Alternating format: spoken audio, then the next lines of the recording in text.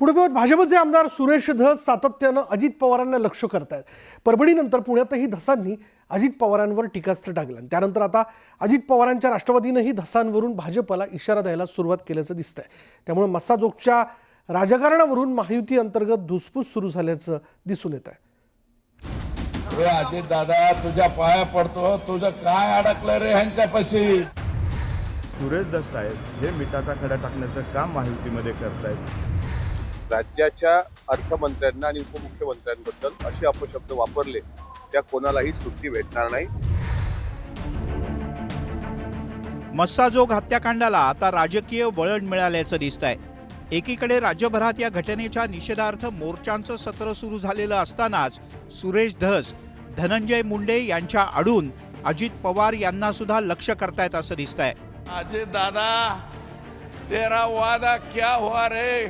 शनिवारी अजितदादा क्या हुआ तेरा वादा म्हणणाऱ्या सुरेश धस यांनी रविवारी पुण्याच्या मोर्चातून अजित पवार यांच्यावर पुन्हा एकदा निशाणा साधला। अजित दादा हे अजित दादा तुझ्या पाया पडतो, तुझं काय अडकलं रे ह्यांच्यापाशी? काय अडकले? हे जाऊ दे ना का बाहेर, हे जाऊ दे। अरे बाबा हे सातपुडा सरकारी बंगल्यावर जर बैठका घेत असतील आणि ही बैठक जर चुकीची निघाली, मी चॅलेंज देतो, राजकारण सोडून देईल। 2 दिवसांपासून सुरेश धस अगदी स्पष्टपणे अजित पवार यांच्यावर टीका करतायत। महायुतीत एकत्र असलेल्या भाजपचेच आमदार अजित पवार यांच्यावर टीकेची झोड उठवत असल्यानं आता राष्ट्रवादीनंही त्यावर पलटवार करायला सुरुवात केली आहे। अजित पवार यांच्यावरील धस यांच्या टीकेची पक्षपातळीवर दखल घेतली गेल्याचं सांगत याची व्याजासह परतफेड करण्याचा इशारा अमोल मिटकर यांनी दिलाय। पुण्याच्या मोर्चाच्या नंतर स्टेजवरची काही भाषणं आम्ही आता ऐकत होतो। राष्ट्रवादी काँग्रेस पक्षाचे राष्ट्रीय अध्यक्ष आदरणीय अजितदादा यांच्यावर काही नवीन प्रवक्त्यांनी जोशाच्या भरात एकेरी भाषेमध्ये अगदी खूप खालच्या पातळीवर टीका केल्या। याची गंभीर दखल पक्ष पातळीवर घेतल्या जाईल आणि राज्याच्या अर्थमंत्र्यांना आणि उपमुख्यमंत्र्यांबद्दल असे अपशब्द वापरले त्या कोणालाही सुट्टी भेटणार नाही। त्याला व्याजासकट त्याचा परतावा मिळेल।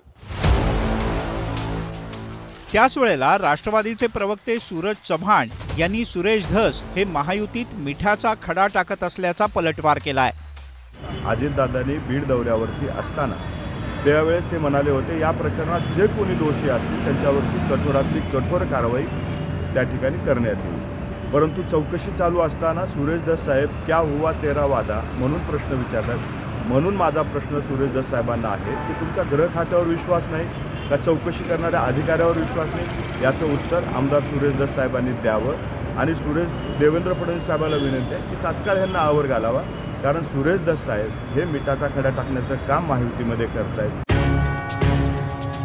सुरेश धस यांनी अत्यंत जहरीपणानं धनंजय मुंडे यांच्यावर टीकेची झोड उठवली आहे। पण धनंजय मुंडे यांच्या राजीनाम्यावरून धस हे अजित पवार यांना सुद्धा लक्ष करतायत।